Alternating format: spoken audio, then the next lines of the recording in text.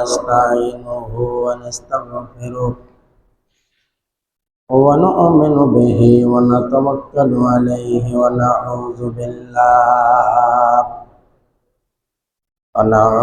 بالله من شرور أنفسنا ومن سيئات أعمالنا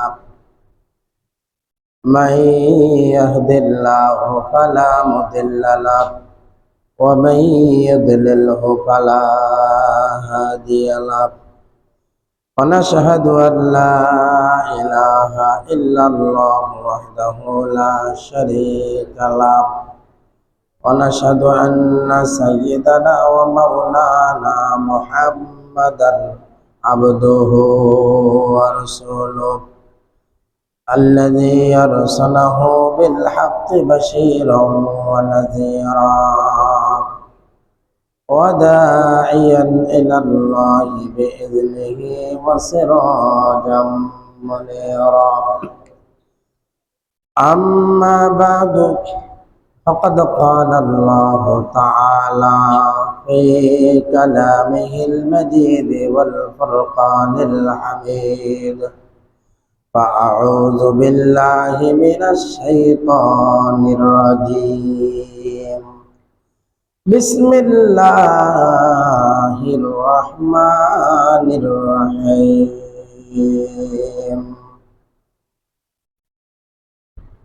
أقم الصلاة طرفي النهار وزلفا من الليل إن الحسنات يذهبن السيئات ذلك ذكرى للذاكرين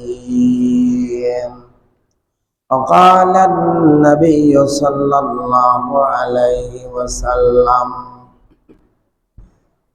أول ما يحاسب به العبد يوم القيامة الصلاة فإن صلحت صلح سائر عمله وإن فسدت فسد سائر عمله أو كما قال عليه الصلاة والسلام الحمد لله আল্লাহ পাকের শুকরিয়া যে মেহেরবান আল্লাহ জাল্লা শাহু আমাদেরকে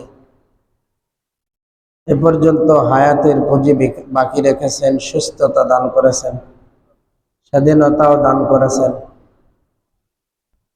পবিত্র জুমার দিন দুনিয়ার শত ঝামেলা শত ব্যস্ততা উপেক্ষা করে মসজিদে আসার এবং জুমার নামাজ আদায় ও খুতবা শোনার জন্য তৌফিক দিয়েছেন। সে মহান মালিকের দরবারে শুকর আদায় করছে আলহামদুলিল্লাহ। সেই সাথে লক্ষ কোটি দরুদ ও সালাম সাইয়্যিদুল মুরসালিন খাতামুন নবিয়্যিন আশরাফুল আম্বিয়ার প্রতি, যেই নবীর প্রতি একবার দরুদ শরীফ পড়লে 10 বার রহমত নাযিল হয়, 10টি গুনাহ মাফ হয়, 10টি আখিরাতের মর্যাদা বুলন্দ হয়। সেই নবীর প্রতিও আমরা দরুদ মহাব্বতান পড়ছি সাল্লাল্লাহু আলাইহি ওয়াসাল্লাম।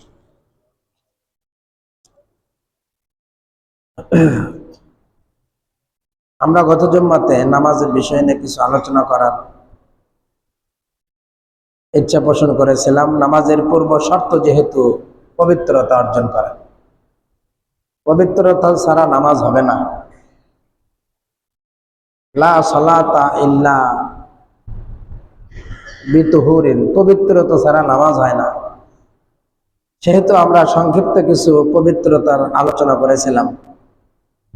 ছোট নাপাকি বড় নাপাকির থেকে পবিত্র হওয়ার জন্য, অর্থাৎ ওযু কিভাবে করতে হয়, কি কি কারণে ওযু ভেঙে যায়, এই কারণগুলোর দ্বারা ওযু ভাঙলে নতুন করে ওযু করতে হয়।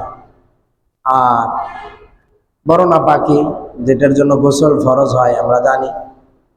তো এই দুই নাপাকি থেকে শরীর পাক করার সংক্ষিপ্ত কিছু মাসআলা মাসাইল আমরা গত জুম্মাতে আলোচনা করেছিলাম।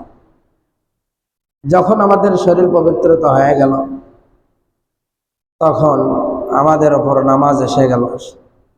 নামাজ আল্লাহ তাআলার পক্ষ থেকে ফরজ বিধান। এই নামাজটা সময় মতো নির্ধারিত টাইম আদায় করা ফরজ। আল্লাহ রাব্বুল আলামিন কোরআন কারিমে বলেন, ইন্নাস সালাতা কানাত আলাল মুমিনিনা কিতাবাম মাওকুতা। ইন্নাস সালাতা, নিশ্চয় নামাজ, কানাত আলাল মুমিনিন, মুমিনদের উপরে, কিতাবাম মাওকুতা, নির্দিষ্ট টাইমে, নির্ধারিত টাইমে আদায় করা ফরজ। তো নির্ধারিত সময়ে নামাজ আদায় করা সবচেয়ে গুরুত্বপূর্ণ একটা ইবাদত। আর এই 5 ওয়াক্ত নামাজের মধ্যে আউয়াল ওয়াক্তে নামাজের ফজিলত হাদিসে নবীজি বেশি বলেছেন। নামাজের সময় হয়ে গেলেই বিলম্ব না করা, আউয়াল ওয়াক্তে নামাজ আদায় করা। ফজরের নামাজ আর জোহরের নামাজের ব্যাপারে হাদিসের মধ্যে আসছে যে ফজরের ওয়াক্ত হওয়ার সাথেই পুরুষদের জন্য ফজরের নামাজটা আদায় না করে এতটুকু সময় দেরিতে আদায় করা, যে সময়ে ফজরের নামাজ আদায় করলে ফজরের নামাজ আদায় করার পর ঘটনাক্রমে নামাজটা যদি ভুল হয়ে যায়, ফাসেদ হয়ে যায়, যে নামাজটা আবারও আদায় করতে হবে, এরকম যদি কোনো কারণ সংঘটিত হয়, তাহলে সূর্য ওঠার আগে আগেই আবারও 2 রাকাত নামাজ সুন্নাত কেরাত দিয়া যেন আদায় করা যায়, এরকম একটা সময় হাতে নিয়ে সূর্য ওঠার কতটুকু সময় আগে নামাজটা শুরু করলে ফজরের 2 রাকাত নামাজ সুন্নাত কেরাত, সুন্নাত কেরাত হলো সূরাতুল হুজরাত থেকে সূরাতুল বুরুজ পর্যন্ত। এই সূরাগুলো একটু বড়, 30 আয়াত, 40 আয়াত, 50 আয়াত লম্বা সূরা। ফজরের জামাতে এইটা উত্তম মুস্তাহাব হলো যে এই সূরাগুলোর মধ্যে থেকে সূরাতুল হুজরাত 26 নম্বর পারা, সূরাতুল ফাতার পরে সূরাতুল হুজরাত থেকে 30 নম্বর পারার সূরাতুল বুরুজ ওয়াস সামাঈ যাতিল বুরুজ এ পর্যন্ত যে সূরাগুলো আছে, এই সূরাগুলির মধ্যে থেকে 2টা সূরা দিয়া নামাজ আদায় করা। তো মোটামুটি এই সূরাগুলির মধ্যে থেকে 2টি সূরা দিয়া ফজরের নামাজ যদি আদায় করা হয়, তাহলে মোটামুটি 12, 13, 14 মিনিট লাগে।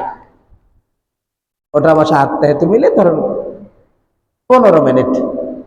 তাহলে যদি নামাজটা আদায় করার পরে নামাজটা কোনো কারণবশত ফাসেদ হয়ে গেল, আবারও আদায় করা লাগতেছে, তাহলে আবারও যেন ওইরকম সুন্নাত কেরাত দিয়ে সূর্য ওঠার আগে আগেই 2 রাকাত আদায় করা যায়। তাহলে আমরা ধরতে পারি 15, 30 মিনিট, 15, 30 মিনিট পূর্বে সূর্য ওঠার আগে ফজরের নামাজ আদায় করা উত্তম, মুস্তাহাব, ভালো। আর জোহরের ব্যাপারে হাদিসের মধ্যে বলা হলো যে জোহরের নামাজ গরমের মৌসুমে, গ্রীষ্মকালে দুপুর গড়ার পরে সূর্যের প্রখরতা থাকে, তাপ থাকে, সূর্যের তাপটা মোটামুটি একটু হালকা হয়ে গেলে, যার কারণে আমরা দেখি গ্রীষ্মের সময় দুপুর বেলা এই জোহরের নামাজটা অধিকাংশ আমাদের বাংলাদেশে 1:30টার দিকে জামাতটা হয়। আর শীত মৌসুমে জোহরের নামাজটা বেশিরভাগ সময় 1টা থেকে 1:15টার মধ্যে হয়ে যায়। এই 2 নামাজ বাদ দিয়ে আর বাকি যে 3 ওয়াক্ত নামাজ, আসর, মাগরিব, ইশা, এই 3 ওয়াক্তের মধ্যে 2 ওয়াক্ত আসর আর মাগরিব আউয়াল ওয়াক্তে নামাজ পড়া সবচেয়ে উত্তম। আর ঈশার নামাজের মুস্তাহাব মাসালা হলো কোন সময়ে ঈশার নামাজটা আদায় করলে বেশি সওয়াব, সেটা হাদিসের মধ্যে বলা হলো রাতের 1/3 অংশ যাওয়ার পর, সূর্য অস্ত থেকে শুরু করে পুরো রাত যে কয় ঘন্টা, তারই 1/3 অংশ যাওয়ার পর ঈশার নামাজটা আদায় করা বেশি সওয়াব। কিন্তু একটু অনেকেরই কষ্ট হবে। ধরেন রাত যদি 12 ঘন্টা হয়, তাহলে সূর্য অস্ত থেকে 4 ঘন্টা গেলে, তাহলে সূর্য অস্ত যদি 6টায় যায়, উদাহরণস্বরূপ 7, 8, 9, 10টা সবচেয়ে উত্তম। কিন্তু নবীজি হাদিস সাহেবকে বলছেন যে লাউলা আন আশাক্কা আলা উম্মতি লা আমারতুহুম বিতাখিরিল ইশা ওয়া বিসাওয়াকি ইনদা কুল্লি সালাত। নবীজি বলছেন যে আমার উম্মতের জন্য যদি কষ্টকর না হতো, আমার এটা আশঙ্কা যে আমার উম্মতের জন্য এই 2টা আমল কষ্টকর হবে, এই কষ্টকর যদি না হতো তাহলে আমি ঈশার নামাজটা রাতের 1/3 যাওয়ার পরে আদায়ের নির্দেশ দিতাম। আর প্রত্যেক ওযুর পূর্বে দিয়ে মিসওয়াক করার আইনটা বাধ্যবাধকতা করে দিতাম। এই দুইটা আমল আমার কাছে খুব ভালো, খুব প্রিয়, কিন্তু উম্মতের জন্য একটু কষ্ট হবে, তাই আমি উম্মতের জন্য আল্লাহ তাআলার কাছ থেকে এই দুইটা শিথিল করে নিয়েছি যে প্রত্যেক যখনই ওযু করবে তখনই মিসওয়াক করবে। এই অবস্থা করতে করতে দাঁতের মাড়ির গোড়া ছিলে যাবে, আবার রাতের 1/3 যাওয়ার পরে এশার নামাজ যদি পড়া শুরু হয়, অনেক দুর্বল মানুষ আছে, কমজোর মানুষ আছে, অসুস্থ মানুষ আছে, এই 4 ঘন্টা অপেক্ষা করবে না। কেউ হয়তো একাই বাড়িতে পড়বে, কেউ দোকানে পড়ে চলে যাবে, কেউ অলসতা করে নামাজে বাদ দেবে। অতএব এটাও যেন অবলক্তেই পরে, কিন্তু উত্তম ছিল এটা। বাকি 2 ওয়াক্ত আসর আর মাগরিব পুরা ওয়াক্তে নামাজ পড়া। তাহলে আল্লাহ রাব্বুল আলামিন কোরআনুল কারীমে বললেন যে ইন্না সালাতা কানাত আলাল মুমিনিন কিতাবাম মাওকুতা, নিশ্চয় মুমিনদের জন্য নামাজটা নির্ধারিত সময়ে আদায় করা ফরজ। এই নামাজটা আমরা কিভাবে আদায় করব? এই নামাজটা দুনিয়া আখিরাতের সকল সমস্যার সমাধানকারী আমল। বান্দা যে কোনো সংকটে পড়বে, 2 রাকাত নামাজ আদায় করে আল্লাহ তাআলার কাছে সংকট থেকে বাঁচার জন্য আল্লাহ তাআলার কাছে দোয়া করবে, আল্লাহ তাআলা সংকট দূর করে দেবেন। যে কোনো সমস্যায় পড়ছে, 2 রাকাত নামাজ সালাতুল হাজত পড়ে আল্লাহর কাছে সাহায্য চাইবে, আল্লাহ সাহায্য করবে। নামাজ সবচেয়ে একটা গুরুত্বপূর্ণ ইবাদত আল্লাহর কাছাকাছি যাওয়ার জন্য, সরাসরি আল্লাহ তাআলার সঙ্গে দরখাস্ত করার একটা মাধ্যম হলো নামাজ।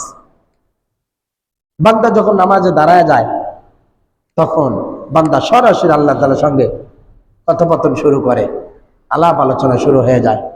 তো সরাসরি যখন আলাপ আলোচনা শুরু হয়, চাওয়া পাওয়া শুরু হয়, তখন আল্লাহ রাব্বুল আলামিন বান্দাদের চাওয়া পাওয়া পূর্ণ করে দেন। আল্লাহর রাসূল বলেন, ইযা ক্বালাল আবদু আলহামদুলিল্লাহি রাব্বিল আলামিন ক্বালা আল্লাহু তাআলা মাজ্জিদানি আবদি।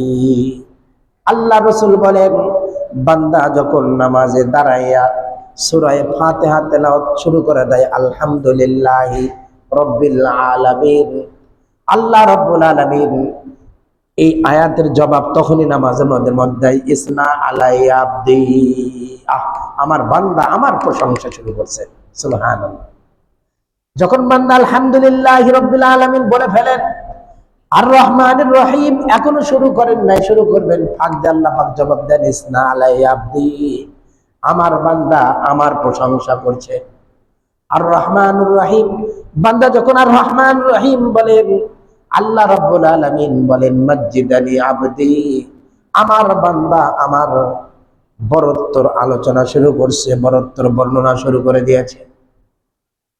এইভাবে সূরা ফাতিহা বান্দা তেলাওয়াত করে, আল্লাহ পাক বান্দার সঙ্গে সঙ্গে জবাব দিয়ে দেন।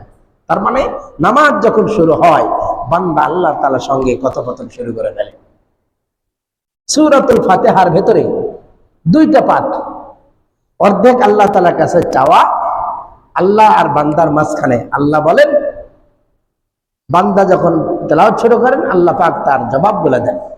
আর শেষের অর্ধেক আল্লাহ তাআলার কাছে বান্দার চাওয়া পাওয়া, দোয়া, ইহদিনাস সিরাতাল মুস্তাকিম, আল্লাহ আমাদেরকে সঠিক সরল পথে পরিচালিত করুন। সিরাতাল লাযিনা আনআমতা আলাইহিম, তাদের পথে পরিচালিত করুন যাদের উপরে আপনি অনুগ্রহ করেছেন।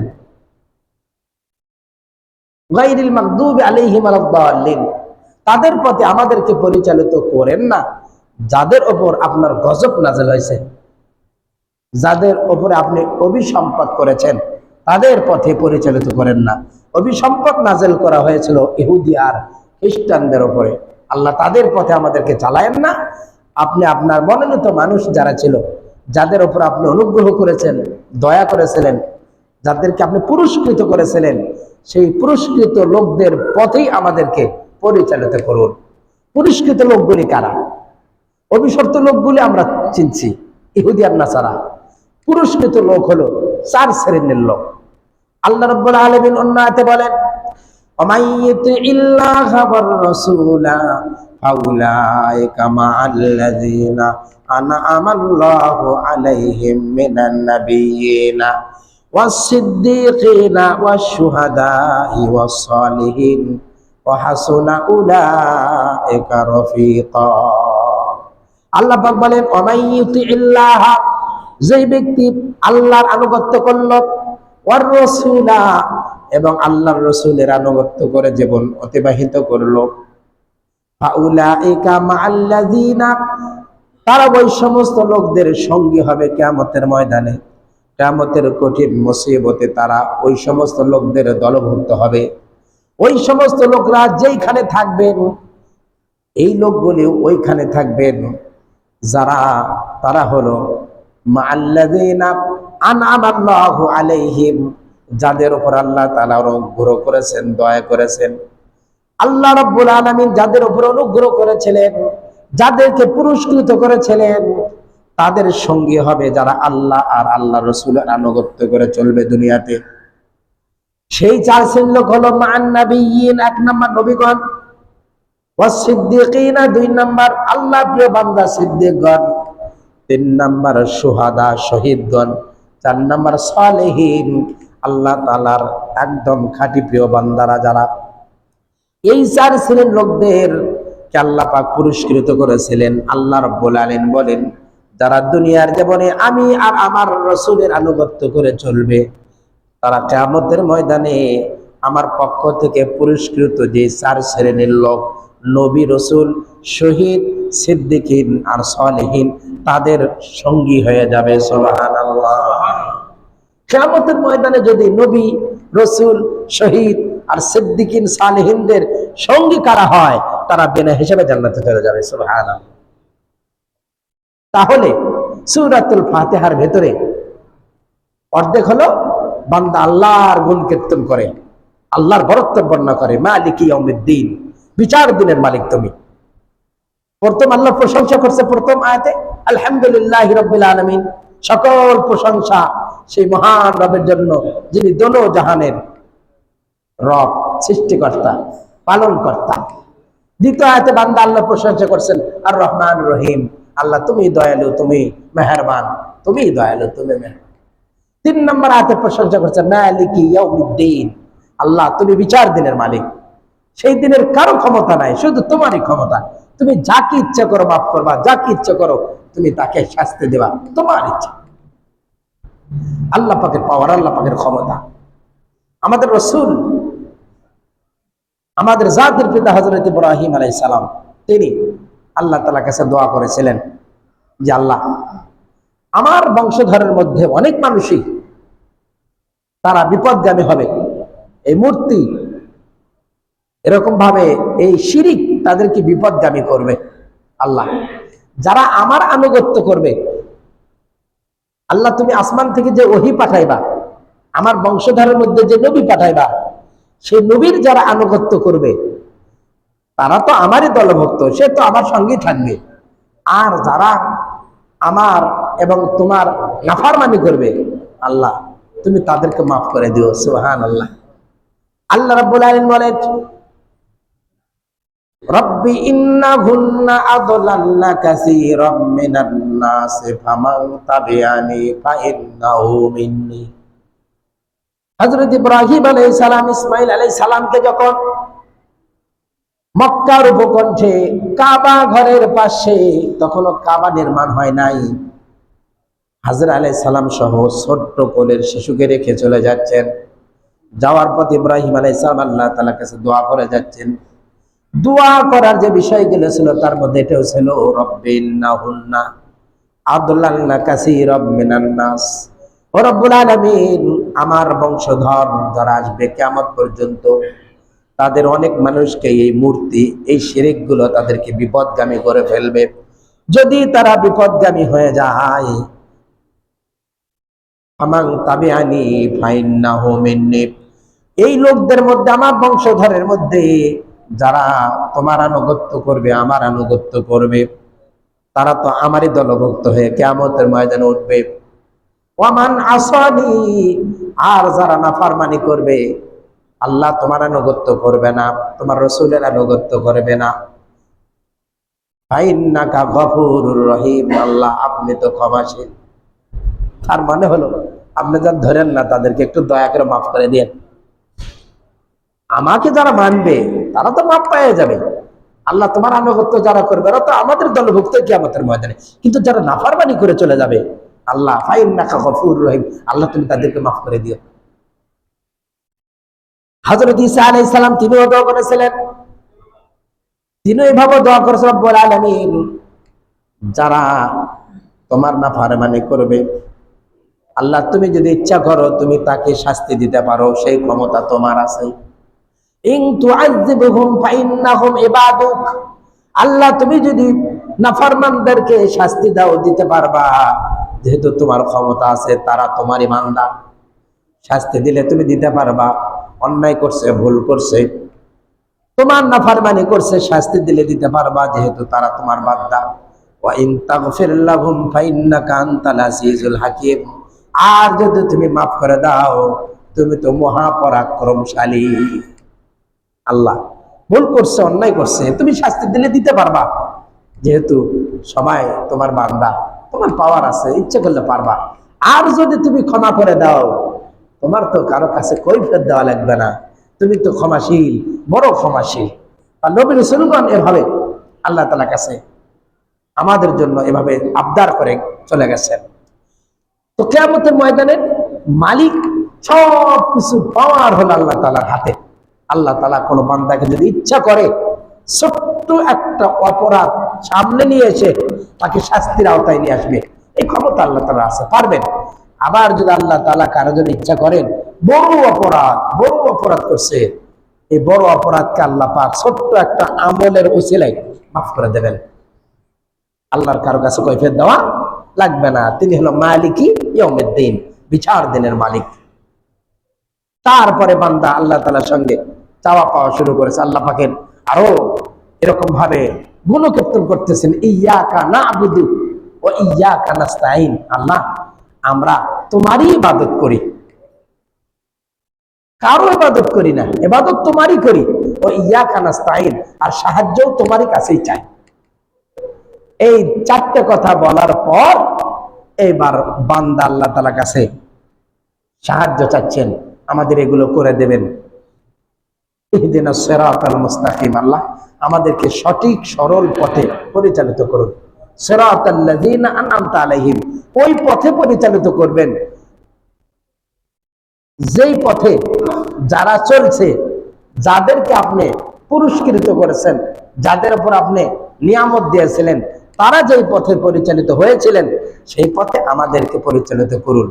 আর তারা কারা? এই ছোট্ট আয়াতের সূরাতুল ফাতিহার সিরাতাল্লাযীনা আন'আমতা আলাইহিম, এই ছোট্ট আয়াতের তাফসীর সূরা নিসার ভিতরে আল্লাহ তাআলা বড় করে করেছেন। সেই পুরস্কৃত লোকগুলি কারা? ওখানে এই পুরস্কৃত লোকগুলিকে 4 শ্রেণীতে ভাগ করা হয়েছে। সেটা হলো মা'আন নাবিয়্যিন ওয়াস সিদ্দীকিন ওয়াস শুহাদাই ওয়াস সালিহিন, এই 4 প্রকার লোককে আল্লাহ পাক পুরস্কৃত করেছেন। আর সূরাতুল ফাতিহাতে আল্লাহ পাক বান্দাকে শিখাইলেন, তোমরা আমার কাছে দোয়া করো যে ওই 4 শ্রেণীর লোকদের দলভুক্ত যেন তোমরা হও, এটার জন্য আমার কাছে দরখাস্ত করো। সিরাতাল্লাযীনা আন'আমতা আলাইহিম, তার সঙ্গে সঙ্গে তোমরা আমার কাছে আশ্রয় চাও, পানা চাও। গায়রিল মাগদুবি আলাইহিম ওয়ালাদ-দাল্লিন, তাদের পথে আমাদেরকে পরিচালিত করবেন না যাদেরকে আপনি, যাদের উপরে আপনি গজব নাযিল করেছেন, যাদেরকে আপনি অভিসম্পাদ করেছেন, তাদের পথে নয়। তারপরে রাসূল বললেন, এই দোয়া যখন শেষ হয় তখন তোমরা একটা আল্লাহ তাআলার কাছে দরখাস্ত সিগনেচার করো, আমিন, আল্লাহ তুমি কবুল করে নিও। সূরাতুল ফাতিহার শেষে আমিন বলা সুন্নাত মুস্তাহাব। হাদিসের মধ্যে আছে সূরা ফাতিহা যখন হয়ে যায়, বান্দা যখন নামাজে আমিন বলে, ফেরেশতারাও আমিন বলে, ফেরেশতারাও থাকে, ফেরেশতারাও মসজিদে নামাজ পড়ে, আল্লাহর তাসবিহ তাহলিল করে। এই জন্য আমরা যখন সালাম দিই, মাসালার মধ্যে আছে, আমরা যখন ডান দিকে সালাম দিই, সালাম দেওয়ার সময় কি নিয়ত করে সালাম দেব? বাম দিকে সালাম দেওয়ার সময় কি নিয়ত করে সালাম দেব? বলে ডান দিকে সালাম দেওয়ার সময় নিয়ত করতে হবে, যিনি ঠিক ইমামের পিছনে আছেন উনি 3 ধরনের নিয়ত করবেন, আর যিনি ইমামের ডান দিকে আছেন উনি ডান দিকে সালাম ফেরানোর সময় 2 ধরনের নিয়ত করবেন, আর যখন বাম দিকে সালাম ফেরবেন তখন 3 ধরনের নিয়ত করবেন। কি ধরনের? যিনি ইমামের পেছনে থাকবেন উনি ডান দিকে সালামের সময় মনে মনে ধারণা করবেন যে আমি সালাম দিচ্ছি ইমামকে, ডান দিকের মুসল্লিদেরকে, ডান দিকের ফেরেশতাদেরকে। বাম দিকে যখন সালাম ফিরবেন তখন মনে মনে নিয়ত করবেন আমি সালাম দিচ্ছি ইমামকে, বাম দিকের মুসল্লিকে, বাম দিকের ফেরেশতাদেরকে। যিনি ইমামের পেছনে আছেন।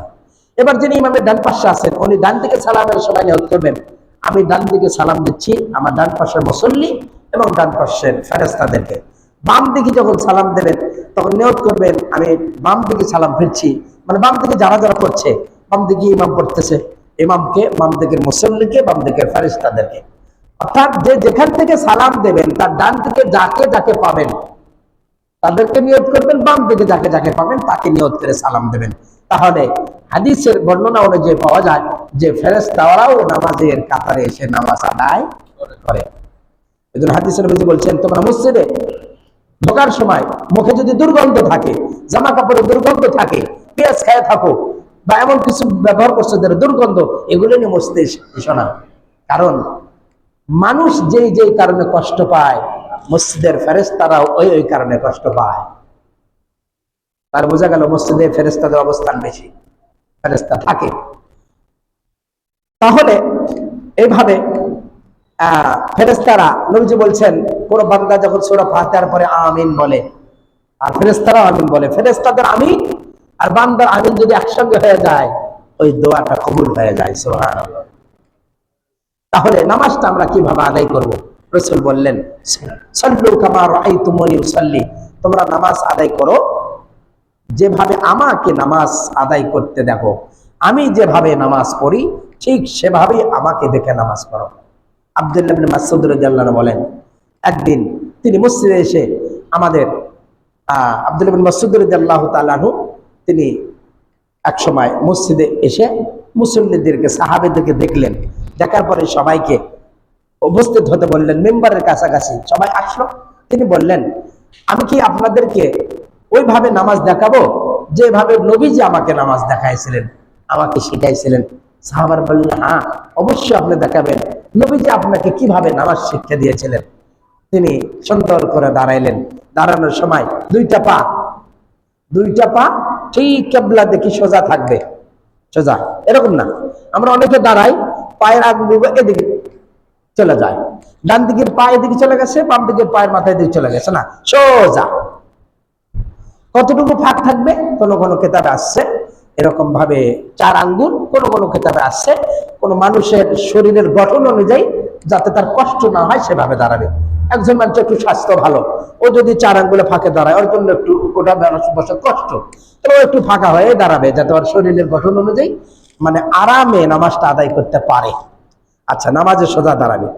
জামাতের নামাজ হলে কাঁতার সোজা করে ফেলবে, কাঁধের সাথে কাঁধ এরকম ভাবে পায়ের সঙ্গে পা মিলাইয়া মিলাইয়া, যাতে নামাজের কাঁতারে কোনো বাঁকা না থাকে।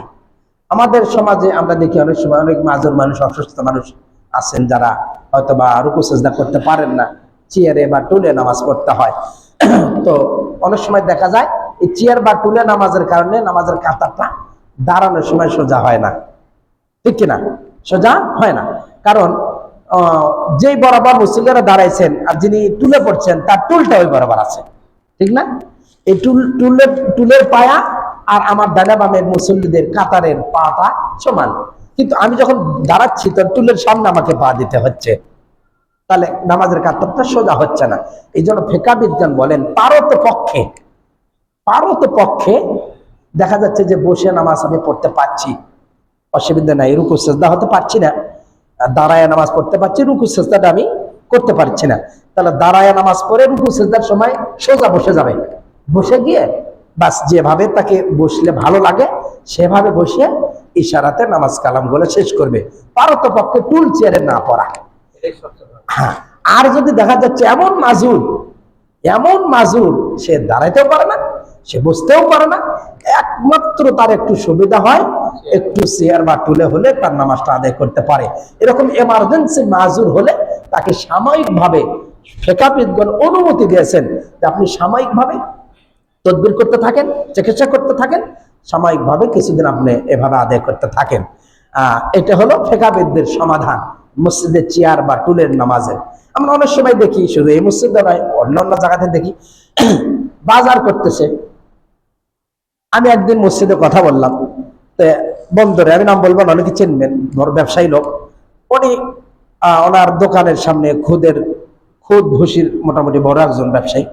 তো দেখা যায় মানে ক্রেতা আসে ভ্যান নিয়ে, হাতে 4 বস্তা 5 বস্তা খুদ কিনবে, তো উনি খুদের বস্তা তুলে দিচ্ছে ভ্যানে।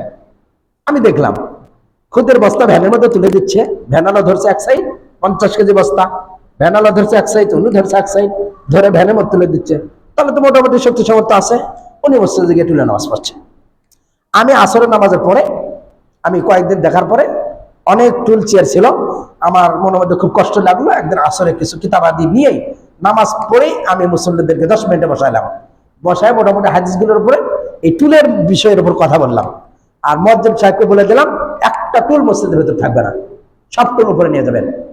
যিনি একবারই মাজুর হচ্ছে না, তাকে তো জামাতে উপস্থিত হওয়া শরীয়ত বাধ্যবাধকতা করেনি, উনি বাড়িতে শুয়ে নামাজ পড়লে জামাতে সব পাবে, যেহেতু উনি মাজুর। আর যিনি বাজার করতে পারেন, বস্তা কাঁধে তুলতে পারেন, হাঁটতে পারেন, তার হাঁটার গতিও অনেক দ্রুত, তিনি আসে মোটামুটি দৌড় ঝাঁপ করে আসে মসজিদে আসে টুলে নামাজ পড়ছেন, এটা কিন্তু মানে নেওয়া যাচ্ছে না। তো যাই হোক, তারপর থেকে আমাদের মোকামতলা মসজিদে টুলটা মোটামুটি আর নাই, মোটামুটি নাই বলতেই চলে। তো যেটা আমি বলতেছিলাম, নামাজের কাতারটা সোজা হতে হবে। নবীজি বলছেন যে সফু সফু ফাকুম, তোমরা তোমাদের নামাজের কাতার সোজা করো। যদি না করো, নামাজের কাতার যদি আঁকা বাঁকা করো, তাহলে আল্লাহ পাক তোমাদের অন্তরকে আঁকা বাঁকা করে দেবে, তোমাদের মধ্যে বিভেদ সৃষ্টি হয়ে যাবে, পরস্পরে তোমাদের দ্বন্দ্ব ফাটল থাকবে, তোমাদের মধ্যে ভ্রাতৃত্ব থাকবে না। সুতরাং তোমরা মসজিদে এসে নামাজের কাতারটা সোজা করে ফেলো। ওমর ফারুক রাদিয়াল্লাহু তাআলা আনহু ওনার খেলাফতের সময় মসজিদে উনি যখন জামাতের কাতার সোজা হইতো, তিনি ওনার হাতে একটা ছড়ি ছিল, ছড়ি লাঠি, এটা নিয়ে উনি আগে দেখতেন কাতার সোজা হয়েছে কিনা। উনি এমনও সময় হাদিসের বর্ণনা পাওয়া যায় উনি কাতারের ভেতরে ঢুকে পড়ছেন, কোথাও যদি আঁকা বাঁকা দেখছেন ওনার লাঠি দিয়ে ওনার পাওয়াটাকে মানে ইঙ্গিত করছেন যে আপনি একটু পিছান, ছড়ি দিয়ে উনি কাতারটা সোজা করে দিয়েছেন। কারণ নামাজ কবুল হওয়ার পূর্ব শর্ত হলো জামাতের কাতার সোজা করা, এটা গুরুত্বপূর্ণ একটা আবাদত। এই জন্য মক্কা মদিনার মসজিদে যারা হাজি সাহেব দেখছেন, যখন নামাজের কাতার সোজা হয়, একামত হয়ে যায়, একামত হওয়ার পরে ইমাম সাহেব বলেন, কি বলেন? আকিমু সুফুফাকুম, আকিমু সুফুফাকুম, তোমরা তোমাদের মানে কাতার সোজা করো। ওয়াসাদ্দুল খালাল, 3টে শব্দ ভাবে বলে ফেলেন যে কাতারকে বাঁকা করো না, কাতারকে সোজা করে ফেলো। এইটা খুবই জরুরি, কাতার সোজা করা। এই জন্য এটা প্রথম হলো নামাজ পরিপূর্ণ হওয়ার, নামাজের একটা আজমত, নামাজের ভিতরে একটা গুরুত্ব, এটা নামাজের কাতার সোজা হতে বোঝা যাবে যে বান্দা নামাজ গুরুত্ব সহকারে আদায় করার জন্য মোটামুটি সে প্রস্তুত নিচ্ছে। তার নামাজের কাতার সোজা হবে, পা গোড়া পা সোজা থাকবে, পায়ের আগা গুলো কেবলার দিকে হয়ে থাকবে, এরকম ফাঁকা থাকবে না, সোজা হয়ে থাকবে। এটা হলো নামাজের প্রথম দাঁড়ানোর পদ্ধতি। যেহেতু সময় খুতবার কাছাকাছি হয়ে গেছে, ইনশাল্লাহ এই আগামী জুম্মাত আল্লাহ তৌফিক দিলে আমরা দাঁড়ানোর থেকে সালাম ফেরা পর্যন্ত আমি ইনশাল্লাহ দেখাবো, দাঁড়ায় দাঁড়ায় আমি ইনশাল্লাহ দেখাবো যে আমরা নামাজটা কিভাবে করতে পারি। আর রাসূল সাল্লাল্লাহু আলাইহি ওয়াসাল্লাম হাদিসে কাইফিয়াতুস সালাত, মিশকাত শরীফের দেখবেন নবীজির নামাজের অবস্থাটা, নামাজের কাইফিয়ত অবস্থাটা কেমন ছিল, হাদিসে বর্ণনাগুলো রয়ে গেছে। তো এভাবে নামাজ যদি আমরা একাগ্রতার সাথে আদায় করতে থাকি, আশা করা যায় মালিক হয়তো আমাদের নামাজটা ওই রকম নামাজ হিসেবে কবুল করতে পারেন, যেই নামাজি নামাজ আদায় করলে রেশমি কাপড়ে পেঁচাইয়া আমানত থাকে, যে নামাজ ওই রকম নামাজ যেন আমাদের না হয়, যেই নামাজ পুরনো নেকড়া কাপড়ে পেঁচাইয়া নামাজের মুখে নিক্ষেপ করা হবে। আর নামাজ বললে তোমার নামাজ তুমি নাও, যেরকম তুমি আমারে ধ্বংস করছো আল্লাহ তোমারও তেমনি ধ্বংস করুক। আল্লাহ রাব্বুল আলামিন আমাদেরকে নামাজ যেন গুরুত্বপূর্ণ ইবাদতকে সঠিকভাবে সঠিক সময়ে একাগ্রতার সাথে আজমত মহব্বতের সাথে এই নামাজটা মওত পর্যন্ত আদায় করার তৌফিক দান করেন, আমিন। আখির দাওয়ানা আলহামদুলিল্লাহি রাব্বিল আলামিন। আসসালামু